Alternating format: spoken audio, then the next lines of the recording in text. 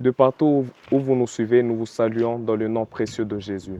Alors nous revoici encore une fois avec notre émission Questions pertinentes, une émission qui s'occupe des différentes questions liées à la vie chrétienne, liées au quotidien. Alors nous sommes très heureux encore une fois en ce jour de recevoir notre papa qu'on a pour invité. Papa, nous vous saluons. Merci beaucoup. Alors merci beaucoup d'être là. Et encore une fois, nous allons poser quelques questions qui nous aideront encore, qui aideront tous ceux qui vont nous suivre. Nous avons comme thème comment gérer sa jeunesse pour un avenir meilleur. Et suite aux questions de la fois dernière, nous avons préparé encore d'autres questions qui nous aideront et qui nous béniront ce jour. Alors, nous allons commencer déjà par notre première question, qui est de savoir comment un jeune peut-il utiliser de son temps de manière productive. Pasteur, nous vous écoutons. Merci beaucoup pour la question. Avant d'y répondre, permettez-moi aussi de m'acquitter de cette responsabilité de saluer tous les bien-aimés qui sont en train de nous suivre de partout. Et sans tarder, je reviens à la question, celle de savoir comment un jeune peut utiliser le temps de manière productive. Je voudrais y répondre en me basant sur deux textes de la parole de Dieu. Le premier est celui d'Éphésiens chapitre 5, le verset 16. Et le second, c'est celui de 1 Corinthiens 6, verset 12. Okay. Commençons par Éphésiens 5. Et le verset 16, rachetez le temps, car les jours sont mauvais. Rachetez le temps, car les jours sont mauvais. 1 Corinthiens chapitre 6, verset 12.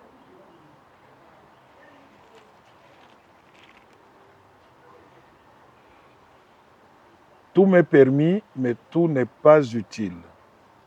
Tout m'est permis, mais je ne me laisserai asservir par quoi que ce soit. Pour que le jeune utilise le temps de manière productive, il doit apprendre à racheter le temps. Et comment doit-il racheter le temps? Ce n'est qu'en se basant sur ce qui est utile, sur ce qui édifie. Donc le jeune ne doit pas gaspiller son temps dans des futilités.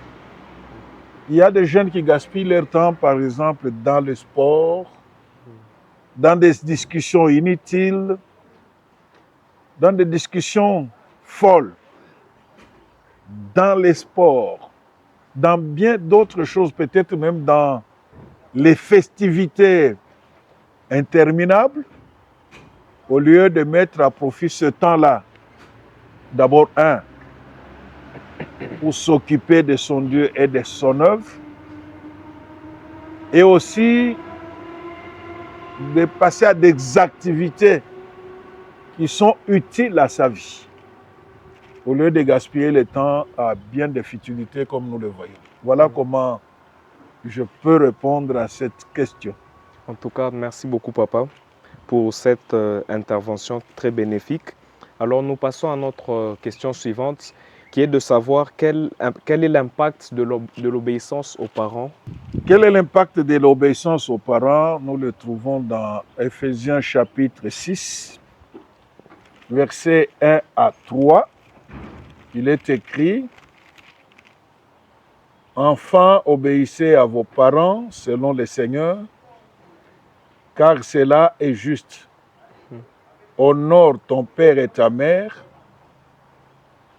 On ouvre la parenthèse, c'est le premier commandement avec une promesse, et on ferme la parenthèse, afin que tu sois heureux et que tu vives longtemps sur la terre. Voilà l'impact de l'obéissance aux parents sur l'avenir des jeunes. Ça prépare l'avenir. Si le jeune honore ses parents, s'il honore ses parents tels que le disent les Écritures que nous venons de lire, s'il honore ses parents, il sera heureux et qu'il vivra longtemps. Donc il va jouir du bonheur, et ce bonheur-là, c'est dans tous les domaines de la vie. Et il a aussi la probabilité de vivre longtemps sur la terre. Voilà l'impact de l'obéissance aux parents sur l'avenir d'un jeune. Aujourd'hui, de nos jours, il y a beaucoup de jeunes gens qui ont gâché leur vie, tout simplement parce qu'ils n'ont pas respecté ce commandement qui est venu de Dieu, d'honorer les parents. Il y a des jeunes qui ont gâché leur vie, qui sont devenus malheureux. Ils pensent que ce sont les sorciers qui sont à la base de leur malheur, alors qu'eux-mêmes sont responsables de leur malheur parce qu'ils n'ont pas pu honorer leurs parents, qui est une recommandation de Dieu lui-même. Okay. Voilà.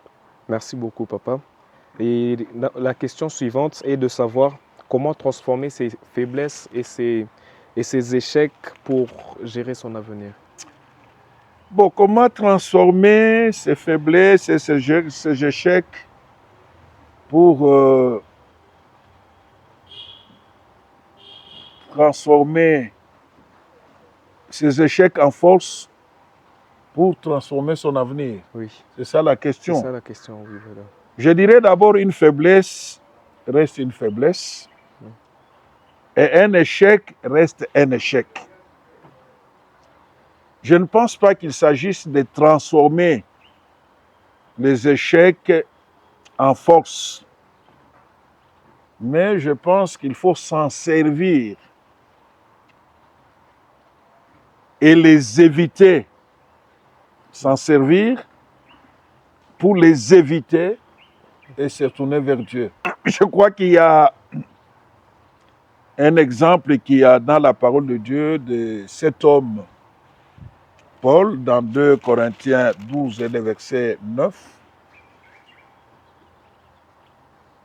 Bon, il avait, commençons par le verset 7, 2 Corinthiens 12, 7 à 9, et pour que je ne sois pas enflé d'orgueil à cause de l'excellence de ces révélations, il m'a été mis une écharde dans la chair, un ange de Satan pour me souffleter et m'empêcher de m'enorgueillir. 3 fois j'ai prié le Seigneur de l'éloigner de moi, et il m'a dit, ma grâce te suffit, car ma puissance s'accomplit dans la faiblesse. Je me glorifiais donc bien plus volontiers de mes faiblesses, afin que la puissance de Christ repose sur moi, afin que la puissance de Christ repose sur moi. Voilà ce que Paul dit. La faiblesse était là, c'était une réalité, mais on ne peut pas transformer une faiblesse, mais Dieu s'est servi de cette faiblesse-là pour manifester sa puissance dans la vie de Paul. Okay. Donc, un échec reste un échec.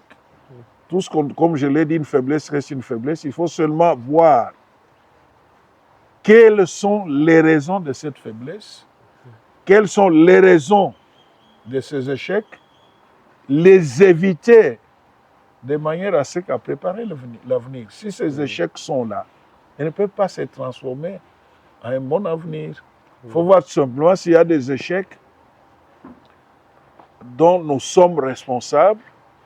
Nous voyons comment les éviter, parce que certainement ce sont ces échecs et ces faiblesses qui peuvent avoir causé des problèmes et ne pas avoir un bon avenir. Il faut voir comment les éviter de manière à ne pas gâcher notre avenir. Voilà comment je peux répondre. Je ne pense pas qu'il s'agisse de les transformer, mais de les éviter, et surtout en se tournant vers Dieu.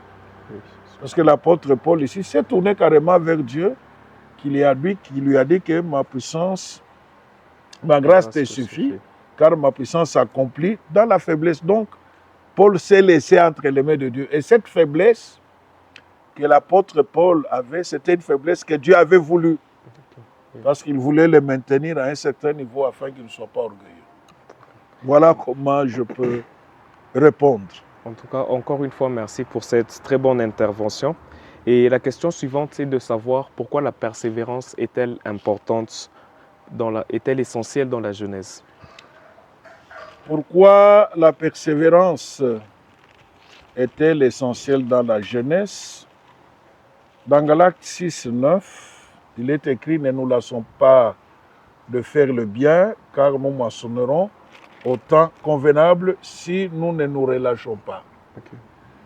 Parce que quand on est jeune, on rêve une vie réussie, ce qui est tout à fait normal. On rêve une vie épanouie, une vie de bonheur. Mais nous, le jeune en tant que chrétien, il ne doit pas se lasser de faire du bien. Il doit persévérer à faire du bien. Même si dans un premier temps, il ne voit pas les résultats, il doit continuer à faire le bien. C'est pourquoi la parole de Dieu dit, ne nous lassons pas de faire du bien, car nous moissonnerons au temps convenable. Souvent, il y a des jeunes qui se relâchent rapidement. Ils se fatiguent. Oh, ici, on dit, ne nous lassons pas de faire du bien, car nous moissonnerons au temps convenable. Et si nous ne nous relâchons pas, voilà l'importance de la persévérance. Et dans 1 Timothée 4, 16, il est écrit, « Veille sur toi-même et sur ton enseignement, persévère dans ces choses. Car en agissant ainsi, tu te sauveras toi-même et tu sauveras ceux qui t'écoutent. » L'apôtre Paul exhorte le jeune serviteur Timothée à persévérer dans ces choses. Veille sur toi-même, sur ton enseignement, persévère dans ces choses. Donc la persévérance est très importante pour l'avenir meilleur d'un jeune. Ok. Merci beaucoup, papa. Alors, nous sommes déjà à notre dernière question, qui est encore de savoir comment un jeune peut-il être un exemple positif pour sa génération? Comment un jeune peut être un exemple positif pour sa génération? Dans 1 Timothée 4, le verset 12, 1 Timothée 4, 12, il est écrit que personne ne méprise ta jeunesse, mais sois un modèle pour les fidèles en parole, en conduite, en charité, en foi, en pureté. Okay. C'est ce terme, ce mot, sois un modèle, ces mots-là. C'est très important. Si le jeune veut être un exemple positif pour sa génération, il doit être un modèle en foi, en charité, en pureté. Donc ce jeune doit se conformer à la vie telle que la parole de Dieu le prescrit. C'est en ce moment-là qu'il peut être un exemple. Il ne doit pas se conformer au siècle présent, mais par contre, il doit être ce modèle, comme il est écrit, pour les fidèles en parole, en conduite, en charité, en foi, en pureté. Voilà comment ce jeune peut être un exemple pour sa génération. Il doit être un modèle dans toute sa conduite. Charité, foi, pureté. Donc il doit être vraiment la lumière. Il doit faire la différence. Il s'est fait malheureusement. Beaucoup de jeunes chrétiens se laissent influencer par ce qui est mauvais. Et en ce moment, ils cessent d'être un exemple. Il y en a qui ne veulent pas qu'on dise qu'il est en retard, par rapport au progrès de la civilisation. Nous, les chrétiens, nous n'avons pas un problème de retard tant que nous conformons à la parole de Dieu. Il y en a qui se laissent influencer par l'entourage facilement. Et c'est d'être cet exemple. Voilà, Eddy, ce que je peux donner comme réponse à cette question.